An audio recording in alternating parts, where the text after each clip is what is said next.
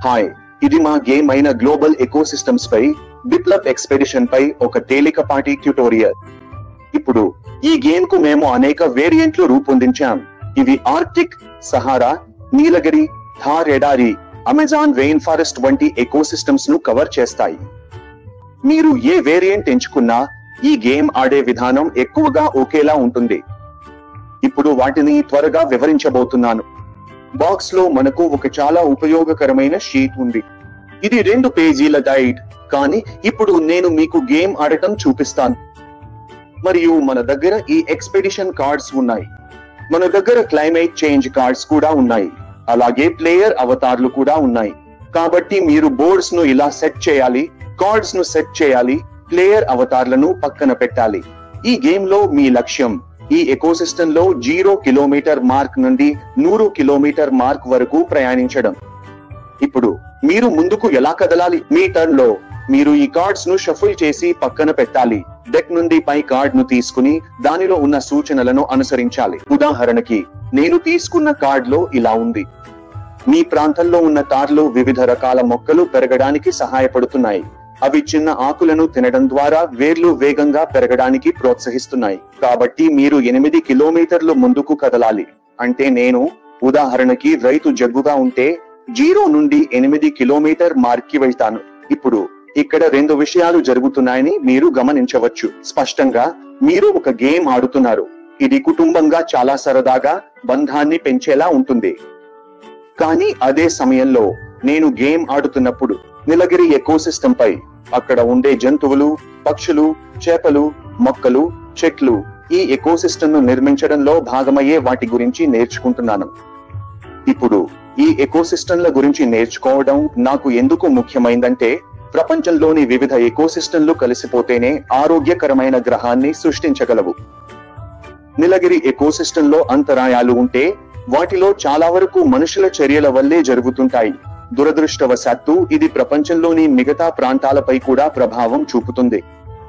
మరియు ఈ ఎకోసిస్టమ్లు కేవలం గ్లోబల్ వార్మింగ్ బాధితులే కాదు, కానీ ఇక్కడ జరిగే సంఘటనల వల్ల కూడా ఇది గ్లోబల్ వార్మింగ్ మరియు వాతావరణ మార్పుల ప్రభావాన్ని పెంచుతోంది. అయితే ఆటను కొనసాగిద్దాం. మీ టర్న్ లో ప్రతి ఆటగాడు కార్డు తీసుకుని సూచనలను అనుసరించాలి. మీరు చదివే లేదా పొందే సూచనలతో ఆటలో ముందుకు లేదా వెనక్కు కదలాలి. ఉదాహరణకు అనుకోకుండా 1 తీసుకున్నట్టు ఊహించండి. నేను ఇక్కడ ఈ కార్డ్ ను తీసుకున్నాను. ఇందులో పులుల జనాభాకు పెద్ద ప్రమాదంగా మారే విధంగా వేటదారులు భారీగా పెరిగారని ఉంది. 7 కిలోమీటర్లు వెనక్కు వెళ్ళండి. స్పష్టంగా పులులను వేటాడటం చెడ్డ విషయం. అందువల్ల ఇది మీ ఎకోసిస్టమ్ లో జరుగుతుంటే మీరు వెనక్కు వెళ్ళాలి.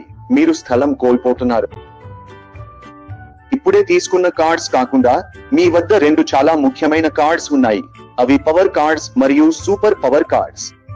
పవర్ కార్డ్స్ లేదా సూపర్ పవర్ కార్డ్స్ అనేవి మీరు వాటిని తీసుకున్నప్పుడు లేదా తీసుకుంటే మీరు వాటిని మీ ముందుగా ఉంచుకుని అవసరమైనప్పుడు ప్రతికూల కార్డ్ ప్రభావాన్ని నివారించడానికి ఉపయోగించుకోవచ్చు. ప్రతిసారి నేను ఒక కార్డ్ తీసుకుని మూవ్ చేసిన తర్వాత ఆ కార్డ్ ను పక్కన పెట్టాలి.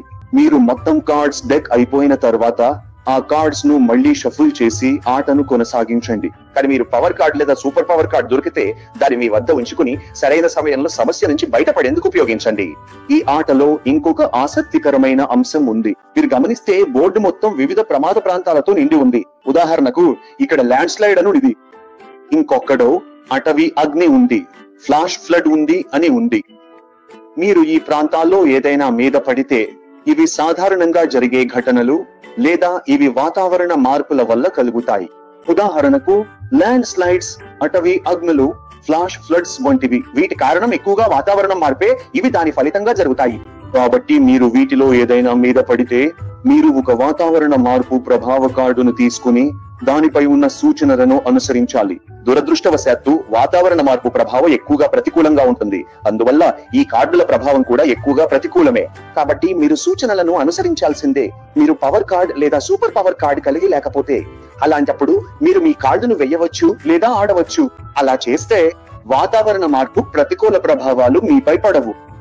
మీరు ఈ కార్డును ఆడిన తర్వాత మళ్ళీ దాన్ని పక్కన పెట్టండి. ఈ కార్డులన్నింటినీ ఉపయోగించిన తర్వాత వాటిని మళ్ళీ కలిపి షఫుల్ చేసి తిరిగి ఆడేందుకు ఉంచండి. ఆట చాలా సులభం. కార్డులపై ఉన్న సూచనలను అనుసరించండి.